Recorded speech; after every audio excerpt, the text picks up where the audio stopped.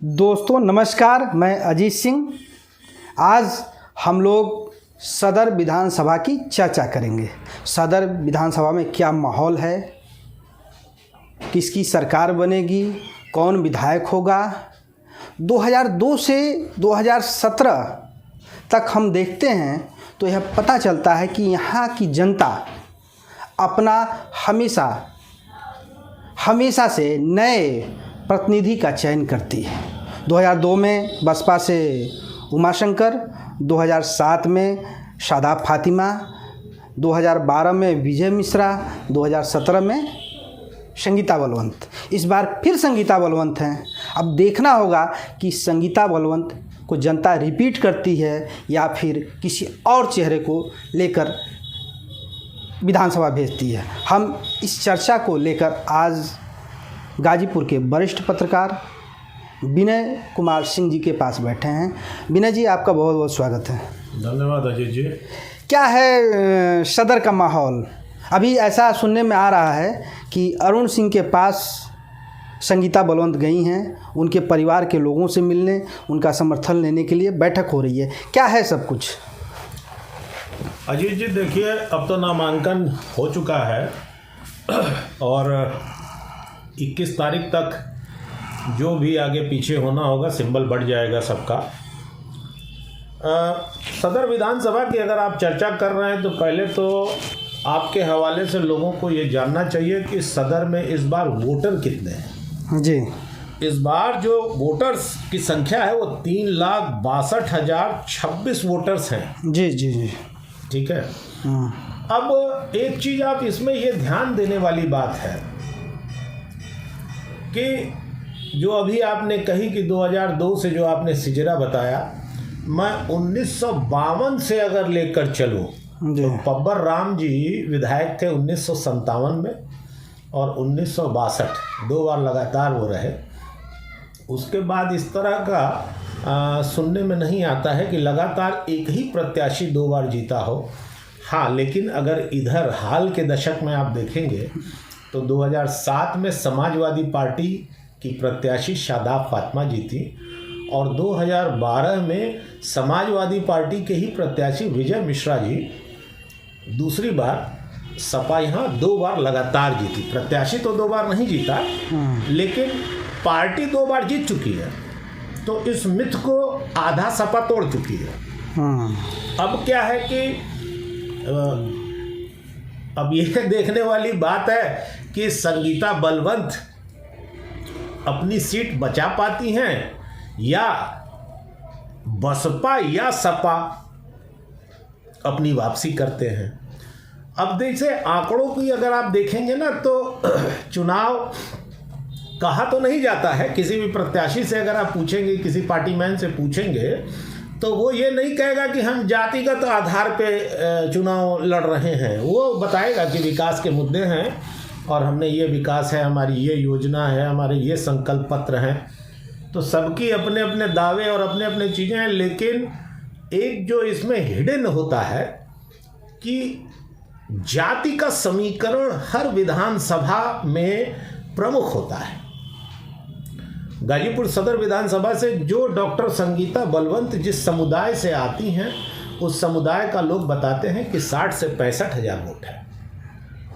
कुछ लोग इसमें 5,000 कम भी कर लेते हैं, कुछ लोग 5,000 ज़्यादा भी कर देते हैं। उसके बाद आपको एक जान के आश्चर्य होगा कि गाजीपुर की जो 7 विधानसभा है उसमें जमानिया के बाद सबसे ज़्यादा मुस्लिम मतदाता सदर क्षेत्र में है। बताने वाले यहाँ तक बताते हैं कि वो 50,000 उनकी संख्या है, लेकिन ऐसा है नहीं। हमने जो आकलन जो जुटाया, सबसे ज़्यादा नगर क्षेत्र में मुसलमान हैं और कुछ जैसे नंदगंज में कुछ गांव पकड़ लीजिए, करंडा क्षेत्र में कुछ गांव पकड़ लीजिए, तो अगर इनको मिला लीजिएगा तो लगभग 30 से 35 हज़ार के बीच में मुस्लिम मतदाता हो गए। लेकिन इनसे ज़्यादा गाजीपुर सदर में 50 से 55 के बीच में यादव मतदाता हैं और लगभग उसी से 2-3 हज़ार 4 हज़ार कम कर लीजिए तो दलित मतदाता भी हैं। सवर्ण मतदाताओं की संख्या, जिसमें कि हम राजपूत, भूमिहार, ब्राह्मण और जो वैश्य बिरादरी में जो अगर मान लीजिए तो अगर इनको जोड़ दीजिएगा तो इनका खाका 1 लाख के पार पहुंच जाएगा, क्योंकि वैश्य बिरादरी चौथी सबसे बड़ी बिरादरी है। उसकी संख्या मुसलमानों से ज़्यादा है और यादव और दलित मतदाता से थोड़ा सा कम है। बाकी राजकुमार गौतम फिर से आ गए हैं, उनका एक जनाधार रहा है, बसपा का एक जनाधार है और उनके भी पुराने लोगों में संपर्क है। जैसा कि आप अरुण सिंह अगर आते तो बहुजन समाज पार्टी के राजकुमार गौतम का भी कुछ क्षेत्रीय वोट काटते। लोग जानते सोच रहे थे कि 10-15 हज़ार वोट वो भाजपा का भी काटते। निश्चित तौर पे अरुण सिंह का पर्चा अगर खारिज हो गया है तो ये भाजपा के लिए बड़ी अच्छी खबर है। और जैसा कि आप बता रहे हैं, सूचना हमको भी आई थी कि 4-4:30 बजे अरुण सिंह के घर पे उनकी प्रेस कॉन्फ्रेंस थी, तो उसमें बाकी आगे बात तो आपको पता ही है। आपने जैसा कहा कि संगीता बलवंत स्थापित होने के लिए लड़ रही हैं, और नहीं, मैं स्थापित होने की बात नहीं, संगीता बलवंत फिर अपनी सीट बचा पाने में कामयाब हैं। चूँकि पहली बार वो चूँकि 2017 में जीती हैं, वो एक जीत के बाद अब दूसरी बार जीत के लिए कड़ी मेहनत कर रही हैं, संघर्ष कर रही हैं। और सपा और बसपा दोनों पार्टियां वापस होने के लिए जद्दोजहद में जुटी हैं। हम यह देखें कि जो 2017 का जो वोट था, संगीता बलवंत ने करीब 32,000 वोटों से सपा प्रत्याशी राजेश कुशवाहा को हराया था। संगीता बलवंत को 91,000 के आसपास वोट मिले थे। सबसे हम यहाँ महत्वपूर्ण बात ये बता दें कि जो शहर है, शहर में इस समय 1 लाख के करीब वोटर पहुँच गए हैं। यही एक ऐसी जगह है जहाँ पे राधे मोहन के बाद समाजवादी पार्टी कभी जीत नहीं पाई है। यहाँ तक कि 2019 के चुनाव में भी सपा बसपा के संयुक्त उम्मीदवार अफजाल अंसारी यहीं से हारे थे, और थोड़ी सी राहत जो है चुनाव हारे मनोज सिन्हा को मिली थी। तो जो शहर के जो बड़ा जो एक बल्क में वोट है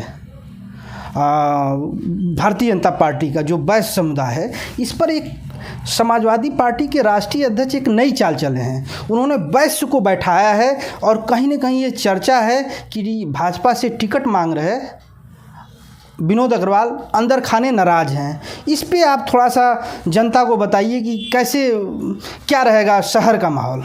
देखिए, जो समाजवादी पार्टी के मुखिया ने सदर में टिकट दिया है वो बहुत ही जातीय समीकरण के हिसाब से बहुत अच्छा टिकट दिया है जी। किसी को उम्मीद नहीं थी जयकिशन साहू जी का प्रत्याशी बनकर आना, क्योंकि वो इस विधानसभा के नहीं है, वो दुल्लापुर क्षेत्र से आते हैं। लेकिन मोटा एक चीज़ है कि भाजपा के पारंपरिक वोटरों में ये सेध मारने की एक बहुत अच्छी चाल है। आज की डेट में जो आज का वातावरण है, जातिगत समीकरण सर्वोपरि है, जो मैं देख रहा हूँ। मैं पिछली बार भी आपसे कहा था कि 60 से 70% मतदाता वो मन दिमाग बना के चल रहा है कि मुझे किस लाइन पर वोट करना है। 30 से 40% मतदाता जो है वो एंटी कॉम्बियंसी को भी देख रहा है। वो फ्लोटिंग वोट है एक तरह से, वो कुछ दिनों के बाद समझ बूझ भी लेगा। आज किसी से नाराज है तो कल किसी की तरफ जा भी सकता है। लेकिन राजकुमार गौतम के आने से, भारतीय जनता पार्टी से संगीता बलवंत का दोबारा आना, राजकुमार गौतम पूर्व विधायक हैं, ऐसा माना जा रहा है कि उनके पास भी वोट बैंक है अच्छा खासा। जयकिशन साहू जी आए हैं तो वो जयकिशन साहू के चुनौती एक होगी कि जो पोलिंग वोट है 50 से 55 हज़ार के बीच में समाजवादी पार्टी का जी, मुख्य रूप से अगर आप देखें पिछली बार बसपा और सपा दोनों लगभग 56 हज़ार वोट पाए थे। 17 में 49,000 पाए थे। मतलब एक 55-56 हज़ार के आसपास का इन लोगों का बेस वोट माना जाता है, 50 से 55 हज़ार। लेकिन जो संगीता बलवंत जीती थी ना, तो वो 32,600 कुछ वोट से जीती थी। 7 वोट से जी, 32,607 वोट से जीती थी। तो 32,000 की मार्जिन बहुत ज़्यादा होती है। और मनोज सिन्हा जो 2019 में चुनाव लड़े थे, तो 2019 में 5 विधानसभा हारे थे, लेकिन सदर क्षेत्र, नगर क्षेत्र से वो जीत कर गए थे। और नगर क्षेत्र में जो वैश्य समुदाय का वोट था जी, ऐसे तो वैश्य समुदाय के लोग पूरी विधानसभा में हैं, लेकिन नगर क्षेत्र का जो एकमुश्त वोट मनोज सिन्हा को पड़ा था, उसकी वजह से मनोज सिन्हा नगर में जीत के गए थे। जी। तो इस चीज़ को हमको लगता है कि समाजवादी पार्टी के मुखिया को रिपोर्टिंग अच्छी थी और उन्होंने वैश्य समुदाय से वोट प्रत्याशी जो दिया है, वो उनकी एक भाजपा के पारंपरिक वोट बैंक में सेंधमारी की एक बहुत अच्छी चाल है। चलिए हम लोग एक एक प्रत्याशियों के विषय में बात कर लें। सबसे पहले संगीता बलवंत के बारे में बात करते हैं। संगीता बलवंत जी को चुनाव के लास्ट 4 महीने पहले मंत्री बनाया गया। ऐसा कहा जाता है कि वो पहले मंत्रिमंडल में ही शामिल हो गई होती, लेकिन दुर्भाग्य से वो शामिल नहीं हुई और उनको अंत में लिया गया। लेकिन टिकट के लिए उनको एक लंबा इंतज़ार करना पड़ा। तो क्या संगीता बलवंत को लेकर भाजपा और वोटरों में किस तरह, क्या कुछ गैपिंग भी है क्या किसी तरह की? जैसा कहा जाता है कि उन्होंने कोई 5 साल में ऐसा कोई करिश्मा नहीं कर पाया जिससे मतदाता उनको अच्छे से उनको लेते, यानी दिल से वो। देखिए होता क्या है, 5 साल कोई जनप्रतिनिधि होता है तो उसको क्षेत्र में थोड़ा सा जिसको कहते हैं एंटी कॉम्बियंसी केवल सत्ता के खिलाफ नहीं होती है, सत्ताधारी विधायकों के और जनप्रतिनिधियों के खिलाफ भी एंटी कॉम्बियंसी होती है। ग्राम प्रधानी तक में एंटी कॉम्बियंसी दिखने को मिलती है।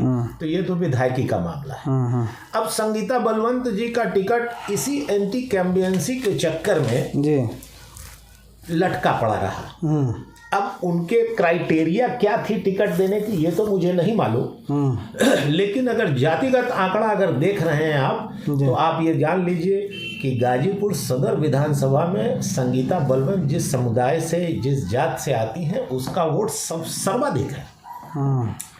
तो अब संगीता बलवंत के बारे में हमारी भी बात हो रही थी। जैसे जय किशन साहू जी आए थे, तो वैश्य समाज के कुछ मित्र हमारे हैं, तो उनसे हमारी बात होने लगी। तो वो लोग जय किशन साहू के आने से थोड़ा सा असमंजस में हैं और उनका एक शिकायत ये रहती है कि संगीता बलवंत ने हम लोगों को समय नहीं दिया। हमने जैसे अभी पूछे बैठे थे हमारे 1-2 संपर्की लोग, तो वो लोग कह रहे थे कि हम लोगों को समय नहीं दिया, हम लोग बीच में नहीं। हमने कहा कि आपने कोई ऐसा अवसर कोई कि आपने बुलाया हो वो ना आई हो? तो उन्होंने कहा कि हाँ, वो हम लोग के रास्ते से गुजर जाती थी, कभी हम लोग के बीच आई नहीं। तो ये एक जनप्रतिनिधि के लिए अच्छा विषय नहीं है, लेकिन मुझको ऐसा लगता है कि जैसे वैश्य बिरादरी को ना भारतीय जनता पार्टी का पारंपरिक वोट माना जाता है, तो अब जाति विशेष से अगर कोई व्यक्ति आ जाता है तो वो व्यक्ति कितना बड़ा कद है उसका, बात को समझिए, कितना बड़ा कद है। अब उस हिसाब से वो, क्योंकि अभी चुनाव 7 मार्च को होना है, तो अभी समय है। अभी जय किशन साहू को 1 हफ्ता 10 दिन में वो जब जनता से संपर्क करेंगे तो उनको या हमको आपको भी समझ के में आएगा कि कितना उनका जनाधार बढ़ रहा है। लेकिन मैं फिर कहूँगा कि जय किशन साहू के आने से भारतीय जनता पार्टी की जो टीम है, पारंपरिक वोटर हैं, उसमें सेंधमारी का एक बहुत अच्छी चाल है समाजवादी पार्टी की, इसमें कोई शक शुबहा नहीं है। जैसा कि आप संगीता बलवंत की बात कर रहे थे, हम वोटों को गिना दें ज़रा, एक एक प्रत्याशियों के वोटों पे भी चर्चा हो जाए। जो हम लोगों के पाठक हैं, जो जनता है, इसी को लेकर उत्सुक है कि किसको क्या क्या मिल रहा है। तो 55,000 बिंद हैं, 55,000 बिंद हैं, तो इसमें जो है कम से कम 30,000 बिंद 55 नहीं है, 55 नहीं है, 65 से 65 के आसपास मान ठीक है, के चलिए, 65 से 70 के बीच में 30,000 जो है बिंदुओं का वोट पोल होगा। 30 से 40,000 अशोक बिंद भी हैं समाजवादी पार्टी से, उनका भी प्रभाव रहा है। तो ऐसा नहीं कि पूरा वोट जो है बिंद बिरादरी संगीता बलवंत को ही दे। तो 25,000 संगीता बलवंत को बिंद बिरादरी का वोट मिल सकता है, जैसी कि चर्चा है। दूसरा जो भाजपा का जो परंपरागत वोट है बैस जो है 40 से 45,000 है। बैस प्रत्याशी भी है। पोलिंग जो है 40 में कम से कम 20,000 पोलिंग होगी। बैस वोटों की पोलिंग 20,000 से ज़्यादा, 25 मान 25, चलिए 25 मान लेते हैं। तो बैस प्रत्याशी आया है तो कम से कम 10,000 जो है उसको भी मिलेगा। तो इसमें जो है 15,000 संगीता को वोट जाएगा। तो यहाँ 30 और 15 45,000 हो गया बिंद और इसको मिला के। अब राजपूत आपने बताया है कि 30,000, 30 में राजपूत की वोटिंग कम से कम 15,000 होगी। 15,000 तो इसमें कम से कम 2 से 4,000 भारतीय समाजवादी पार्टी भी पा लेगी, उसको भी जाहिर सी बात है। राजकुमार गौतम भी हाँ, और इसमें राजकुमार गौतम को कम से कम 40% राजकुमार गौतम को वोट मिलेगा। तो इस तरह से संगीता बलवंत को 5 से 7,000 ही वोट मिलते हैं। तो 45 5 50,000 हो गया। कुशवाहा 25,000 हैं। कुशवाहा 25,000 में मुश्किल से 15,000 पोलिंग होगी। 15,000 की पोलिंग है। तो इसमें जो है कम से कम 5,000 जो है सपा को भी जाएगा ही जाएगा, ठीक है ना, और कुछ वोट जो है बसपा को भी जाएगा। तो 7 से 8,000 जो है संगीता को वोट इसमें मिल सकता है। तो इस तरह कर लिया जाए तो 58,000 इनका वोट हो रहा है। अब आ जाइए ब्राह्मण 18,000 जैसा कि आप बता रहे हैं। इसमें 10,000 पोल होगा। 50% से ज़्यादा पोल सवर्ण वोटों का नहीं होता है। तो इसमें 10,000 में बसपा को भी लेना है, भाजपा को भी लेना है, सपा को भी लेना है। तो कम से कम 5,000 जो है इनको मिलेगा। तो 58 कितना हो गया? 58 63 हुआ। 63 हो गया। तो संगीता पाई थी 91,000 वोट, अब आ रही हैं 63,000। हो सकता है कि और भी छोटे छोटे वोट हों, वो बढ़ सकते हैं। तो संगीता की ये स्थिति है। इस पे आप क्या कहेंगे? जो वोटों का जो एक नहीं, अच्छा, आपने जातिगत आंकड़ों की जो लिस्ट बनाई हुई है उसमें जो आप बता रहे हैं, देखिए अब इस तरह से चीज़ को समझिए।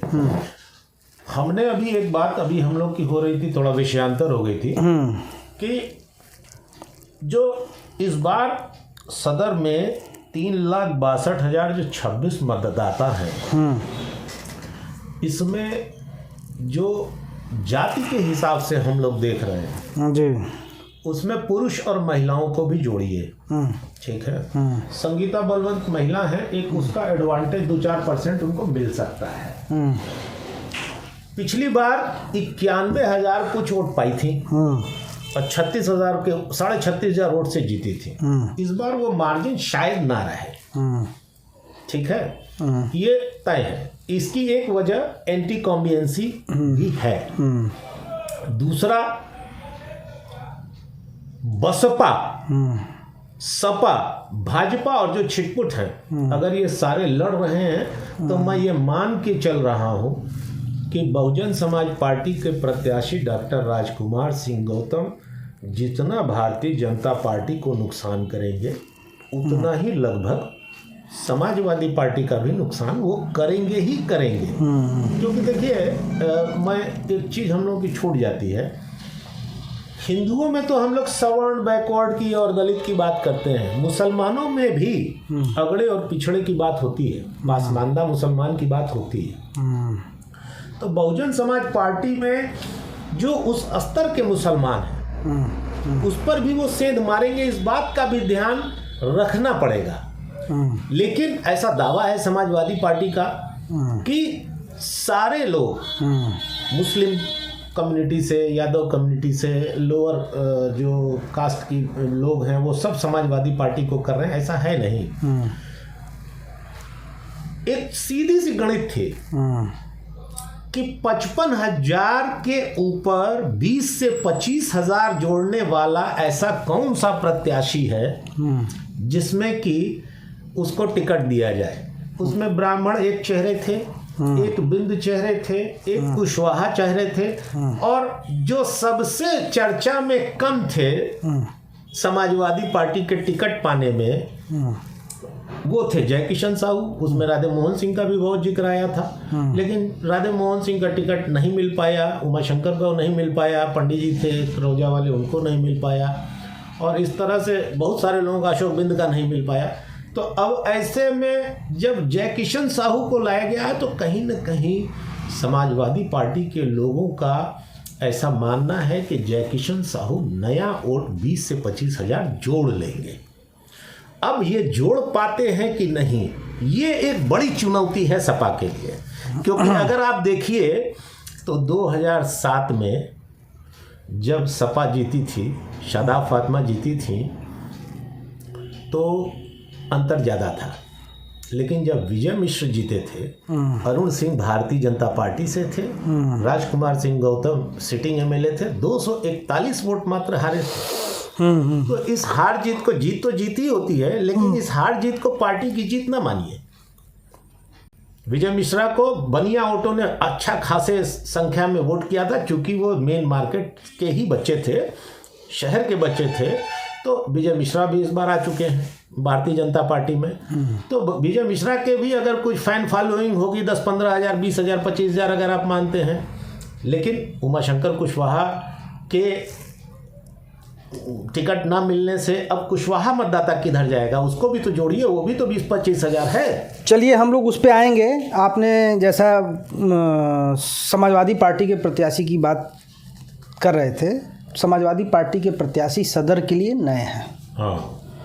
और अभी उनको मतदाता पहचानता भी नहीं है। जो आपने बताया 3,62,226 मतदाता जो बताए, इसमें से 50% से अधिक मतदाता उनको पहचानते नहीं हैं, जानते नहीं हैं। जो टीवी, रेडियो और टीवी चैनल, समाचार पत्र देखते हैं और सोशल मीडिया से जुड़े हैं, वही जानते हैं कि जय किशन साहू कौन है। जय किशन साहू के बारे में बता दिया जाए, एक वो कारोबारी हैं, उनके 3-4 पेट्रोल पंप, पावर प्रोजेक्ट और भी तमाम तरह के जो है धंधे हैं। शुद्ध रूप से समाजवादी, खाटी समाजवादी पार्टी सरकार में वो राज्य मंत्री रहे, बहुत ही मृदुभाषी हैं। शहर में उनके कई परिचित भी हैं। लेकिन देखिए एक बात बता दें जी, आपकी बात को इसको थोड़ा हम पूरा कर लें जरा। कर लीजिए। तो ये जय किशन साहू अभी मतदाताओं के बीच में नहीं गए हैं, क्योंकि जो प्रत्याशी दिया है समाजवादी पार्टी ने, देखिए जो और प्रत्याशी जो टिकट मांग रहे थे, चाहे उमाशंकर हों, चाहे राजेश कुशवाहा हों, चाहे अशोक बिंद हों, चाहे राधे मोहन सिंह हों, ये लोग सदर विधानसभा के मतदाताओं से जुड़े थे। इस चुनाव में उसका भी समाजवादी पार्टी को जितना इधर फायदा हो रहा है, तो नुकसान की भी चर्चा है। और जहाँ तक मैं वोटों की बात कर लें, समाजवादी पार्टी के जो वोट हैं, मुस्लिम 35,000 बता रहे हैं, यादव 52,000 बता रहे हैं। तो मुस्लिम मुश्किल से 20 से 25,000 पोल करेंगे। यादव 52,000 हैं, तो 30,000 अगर बहुत पोलिंग होगी तो 30,000 से ज़्यादा नहीं होगी। तो 30-20-50 वैसे जो है 10,000 ये देंगे, 50-60 राजपूत हैं और कुशवाहा वोट कुछ इनको मिल सकता है। तो एक तरह देखा जाए तो जो समाजवादी पार्टी के जो प्रत्याशी हैं वो कमज़ोर नहीं हैं। उनको कमज़ोर भी उनका आकलन करना गलत है। तो आप क्या इसके बारे में, जय किशन साहू के बारे में आप क्या वो करेंगे, किस तरह बताएंगे? शुद्ध अगर जातिगत आंकड़ों में देखिएगा ना जी, तो बड़ा छोटा सा इसका जवाब है जी। वैश्य बिरादरी को भारतीय जनता पार्टी का मूल वोटर माना जाता है, शुरू से, आज से नहीं। तो वैश्य समाज जय किशन साहू को अंतिम समय में नामांकन से एक दिन पहले प्रत्याशी बना दिया गया। तो इसमें जो परंपरागत मतदाता है जी समाजवादी पार्टी का, वो तो वोट करेगा ही करेगा। लेकिन अब ये देखना है कि जो वैश्य समुदाय, जो कि भारतीय जनता पार्टी का पारंपरिक वोटर है, वो वैश्य समाज भारतीय जनता पार्टी को चुनता है कि जयकिशन साहू को चुनता है। व्यक्तिगत स्तर पे, जातिगत स्तर पे अगर वोटिंग होती है तो उसका लाभ जयकिशन साहू को मिलेगा, लेकिन क्या जयकिशन साहू को 20,000 वोट नए जोड़ पाएंगे? ये एक चुनौती है। चलिए इस पे और एक बात कर लें। ये बहुजन समाज पार्टी भी मुस्लिम वोटों पे अपना दावा करती है, तो कहीं न कहीं समाजवादी पार्टी के प्रत्याशी को अपने वोटरों के लिए वोटरों की किलेबंदी भी करनी पड़ेगी। हम सीधे अब बसपा प्रत्याशी राजकुमार गौतम के पास आते हैं। राजकुमार गौतम 2012 में जो है 241 वोटों से हारे थे, जैसा कि आप बता रहे हैं। राजकुमार गौतम 2017, 12 से 17 और 22 तक जो है ये पूरी तरह से विरक्त रहे, दूरी बनाए रखे, जो भी कारण है। कभी कभार वो दिखाई देते रहे मीडिया में, चाहे ऐसे वैसे, हो सकता है कि उनका लोगों से जुड़ाव रहा हो। अब राजकुमार गौतम सदर से प्रत्याशी हैं। सदर के हर गांव के बारे में वो जानते हैं, वोटरों के बारे में भी जानते हैं। तो क्या सबसे बड़ा सवाल है कि योगी, जो सीएम योगी हैं, ठाकुर उनको अपना नेता मान रहा है। ऐसी चर्चा है कि कहीं भी ठाकुर प्रत्याशी किसी दल ने दिया है, उसके बावजूद राजपूत का ध्रुवीकरण पार्टियां नहीं कर पाएंगी। क्या इनके सामने चुनौती होगी वोट लेने की? उनको मिलेगा? देखिए, आपकी बात से मैं पूरी तरह से सहमत नहीं हूँ जी। ध्रुवीकरण वोटरों का होता है। ध्रुवीकरण वोट का क्यों होता है? उसके भी कई कारण है। एक कारण से ध्रुवीकरण नहीं होता। जातिगत ध्रुवीकरण गरीब तबकों में होता है, पिछड़े तबकों में ज़्यादा होता है, सवर्णों में थोड़ा कम देखा गया है जी। लेकिन फिर भी भारतीय जनता पार्टी के प्रति सवर्ण मतदाता जो है वो ज़्यादा आकर्षित है। लेकिन मुझको लगता है कि डॉक्टर राजकुमार सिंह गौतम करंडा क्षेत्र, जिस क्षेत्र से आते हैं, वहाँ पे राजपूतों की पैठ ज़्यादा है जी। तो जो पहली बार वो आए थे जब नए, तब बात दूसरी थी। अरुण सिंह का पर्चा खारिज हो गया। आज वो अगर भारतीय जनता पार्टी को समर्थन कर दिए हैं तो उसका लाभ हमको लगता है कि राजपूत बिरादरी की अगर बात करेंगे तो भाजपा को ज़्यादा मिलेगा। राजकुमार गौतम अच्छे प्रत्याशी हैं, लेकिन राजकुमार गौतम 5 साल जो क्षेत्र में नहीं घूमे, उनकी तबीयत भी खराब थी, कई उनके ऊपर मुकदमे भी एकाद हो गए थे, उसमें वो अपने व्यावसायिक परेशानियों में थे। अब जो है वो बसपा से टिकट मिला है तो वो फिर आए हैं। वो बहुत सिस्टमैटिक आदमी है, व्यवसायी आदमी है ना, तो वो बहुत ही सिस्टमैटिक ढंग से अपने वोटरों से मिल रहे हैं। कुछ ना कुछ तो वो जरूर सेंधमारी करेंगे।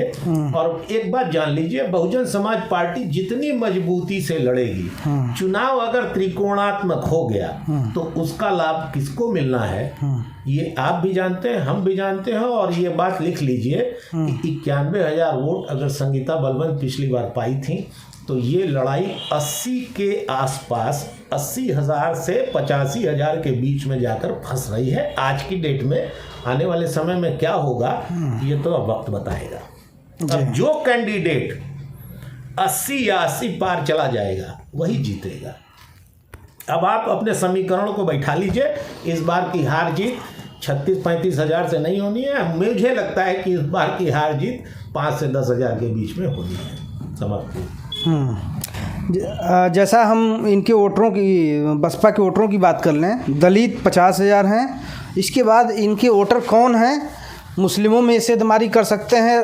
बसपा को सिर्फ जो है अन्य पार्टियों के परंपरागत वोटों में सेंधमारी ही करना है। इस लिहाज से यह समझ में आ रहा है कि कहीं न कहीं बसपा कमज़ोर है। बसपा को कड़ी मेहनत करना पड़ेगा और सीधा मुकाबला समाजवादी पार्टी और भारतीय जनता पार्टी के बीच में सीधे सीधे दिखाई दे रहा है। इस पे आप क्या कहेंगे? भारतीय जनता पार्टी और समाजवादी पार्टी और बहुजन समाज पार्टी और अन्य पार्टी के जो प्रत्याशी हैं कोई कमज़ोर नहीं है। चुनाव के रिजल्ट आने से पहले ये सिर्फ बताया जा रहा है कि ये कमज़ोर है, वो कमज़ोर है। बसपा का जो बेस होता है वो कहीं आपको खिसकता नजर आ रहा है? समाजवादी पार्टी का अगर मतदाता मजबूती से है तो ये जान लीजिए कि जब पोलराइजेशन होता है तो रिवर्स पोलराइजेशन भी एक नियत चीज़ है, निश्चित चीज़ है, होती ही होती है। मैंने कहा ना कि पिछली बार संगीता बलवंत जो 31-32 हज़ार वोट का जो अंतर था, 32,600। हाँ, वो अंतर इस बार शायद नहीं होगा। जो भी जीतेगा 80,000 के आंकड़े के आसपास जाकर जीतेगा, तो वो जीत का अंतर कम होगा, मुझे ऐसा लगता है। बाकी अभी चुनाव में समय है। चलिए, सदर के प्रत्याशियों के बारे में हम लोग बात किए हैं। अब जो सदर के प्रत्याशियों को जो लड़ा रहे हैं उन नामों पर भी चर्चा कर लें। भारतीय जनता पार्टी से टिकट मांग रहे थे पूर्व मंत्री विजय कुमार मिश्रा, 2012 में 241 वोट से जीते थे, और शहर के पूर्व चेयरमैन विनोद अग्रवाल।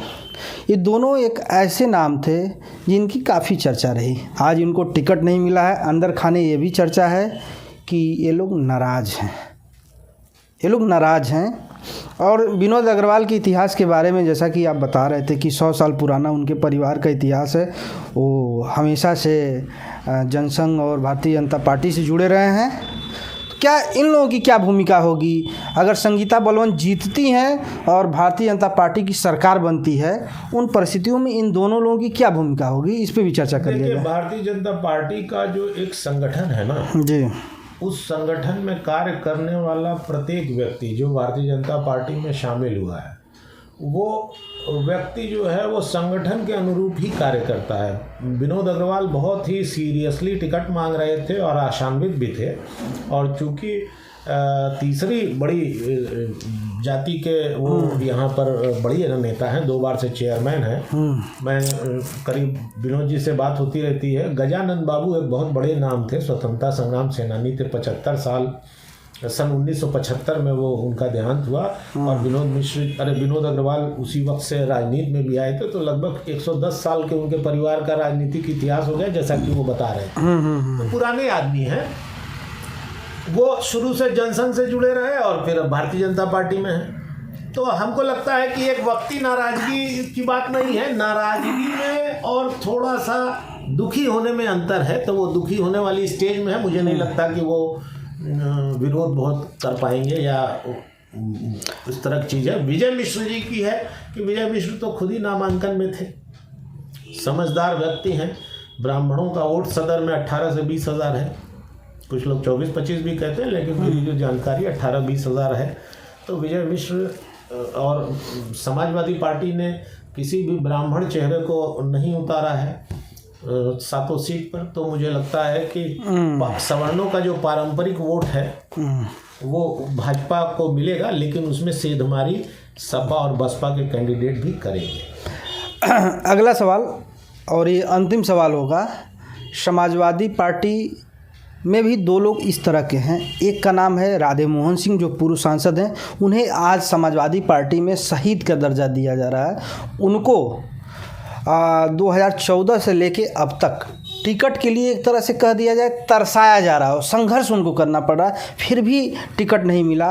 अभी यह भी सुनने में आया था कि वह लखनऊ में बेहोश भी हो गए थे अखिलेश जी के सामने। दूसरा नाम एक उमाशंकर कुशवाहा जी का है। इनको गाजीपुर के एक बड़े राजनीतिज्ञ के कहने पे वो समाजवादी पार्टी में शामिल हुए थे।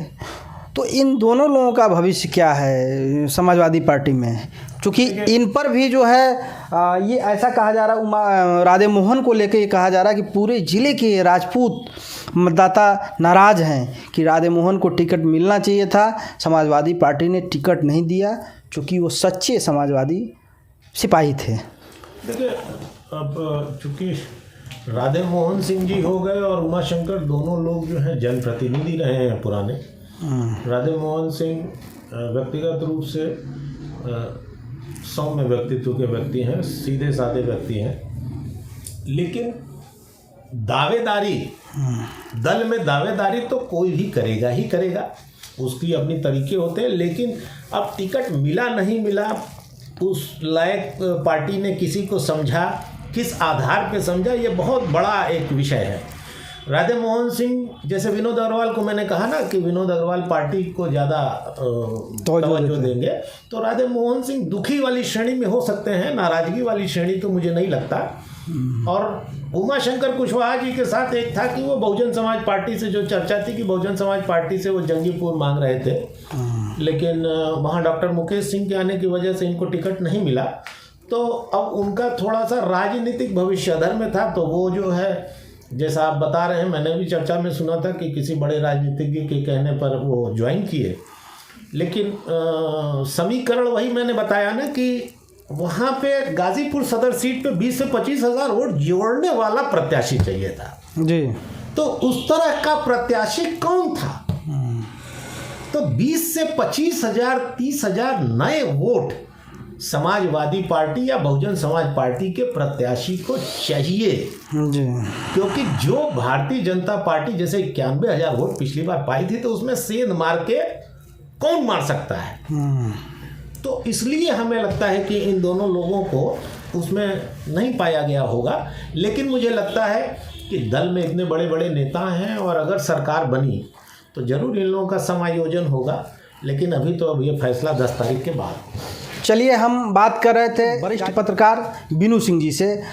आपने सदर विधानसभा के आंकड़ों को समझाया, समीकरणों को बताया कि कौन यहाँ का अगला बादशाह होगा। जैसा कि 2 दशक से देखा जा रहा है, जनता अपना चेहरा, अपना जनप्रतिनिधि बदलती रही है। एक नए वीडियो के साथ हम लोग आपके साथ हाजिर होंगे आपके सामने। धन्यवाद।